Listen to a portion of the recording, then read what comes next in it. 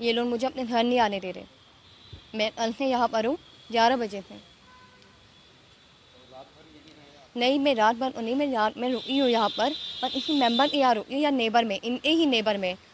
उन्होंने मुझे मेरी परेशानी देते हुए मेरी बेटी को देते हुए, मेरी बेटी रात में बुखार में है, तो मुझे वहाँ बाद आपस में छोटे मोटे झगड़े लेकर भरते गए। फिर मेरी बेटी हुई, बेटी के बाद लंबा हो गया। फिर यहाँ 1 साल में मैं यहाँ नहीं थी सर, क्योंकि उससे पहले मुझे एक बार एक लड़की आई थी अननोन, जिसने मुझे धमकी दी थी यहाँ से जाने के लिए। तो मेरे परिवार वाले आए पुलिस के थ्रू, वो मुझे ले गए थे कि मुझे कुछ हो ना जाए। तो वो यही बोल गए थे कि हाँ, हम थोड़े दिन के लिए लेके जा रहे हैं, क्योंकि ये मुझे मेरे घर पे जाने के लिए नहीं देते। सर वो ये चाह रहे कि मैं उनके साथ ना रहूँ। हमारे बीच में बात हुई है 1 साल में, मैंने इन्हें फ़ोन किया रेगुलरली, तो ये वायरस हो गया कोरोना वायरस।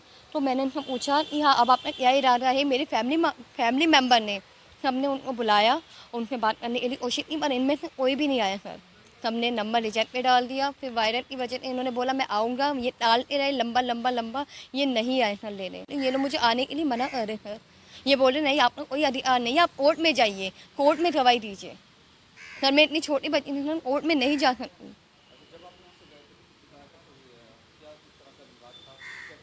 विवाह ये था कि मुझे 1 दिन पहले एक लड़की आई थी इनकी फैक्ट्री से मुझे धमकी देने। लड़ाई तो हमारी चल रही थी, पर उन पर मुझे लड़की आई धमकी देने और बात ज़्यादा बढ़ गई, तो मुझे यहाँ से जाना पड़ा सर। करिए, मुझसे ये प्रेशर दिया जा रहा है कि आप कोर्ट जाइए। जी सर, मैंने एप्लीकेशन दी है। जी जी सर। सर मैं अपने घर जाना चाहती हूँ। जी, ये मुझे घर आने नहीं दे रहे।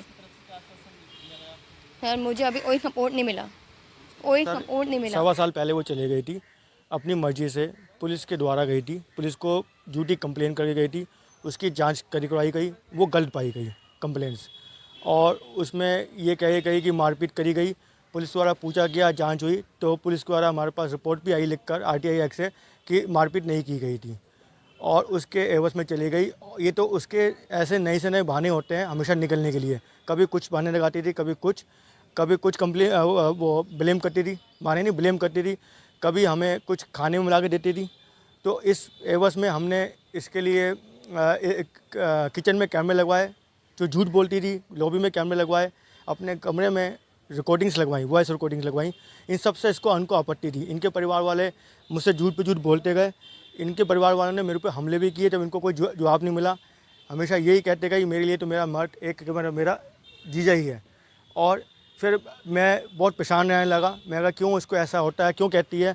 तो मैंने जब रिकॉर्डिंग्स में ध्यान लगाया या इसकी कॉल डिटेल्स निकलवाई, तो पता चला एक लड़का और भी सामने आया। वो लड़के के बारे में भी इसके बड़े पापा के से और इसके सबसे मीटिंग हुई मेरी। उस टाइम में मैंने इसका मोबाइल भी ले लिया और ये भी कहा कि तुझे अलीगढ़ पसंद है या मोबाइल पसंद है। मैं इसके हाथ पैर भी जोड़ा कि पिछली हिस्ट्री, ये जीवनसाथी.com के द्वारा शादी हुई थी और इमीडिएट शादी हो गई थी। मैंने ये भी कहा कि मैंने तेरे अलीगढ़ में तेरी इंक्वायरी नहीं करी, तेरे को बहुत अच्छा परिवार मिल गया, अब सही हो जा, तेरे पिछली क्या है हम भूलना देखना भी नहीं चाहते, मैं जानना चाहता हूँ। लेकिन इसकी हरकतें, इसके कर्म ऐसे थे कि मेरे को सब कुछ इंक्वायरी निकलवानी पड़ी। न्यायालय में किस को कहाँ का क्या समझाते रहूँगा। मेरे पास इतनी बड़ी फाइल है सर। मैं इनको 70 क्वेश्चन भी लिखे हाई कोर्ट के द्वारा, इन्होंने कोई एक्सेप्ट नहीं करा। इन्होंने वो नोटिस एक्सेप्ट ही नहीं किया। इन्होंने पुलिस के सामने भी कहा, मेरे घर के सामने बैठकर।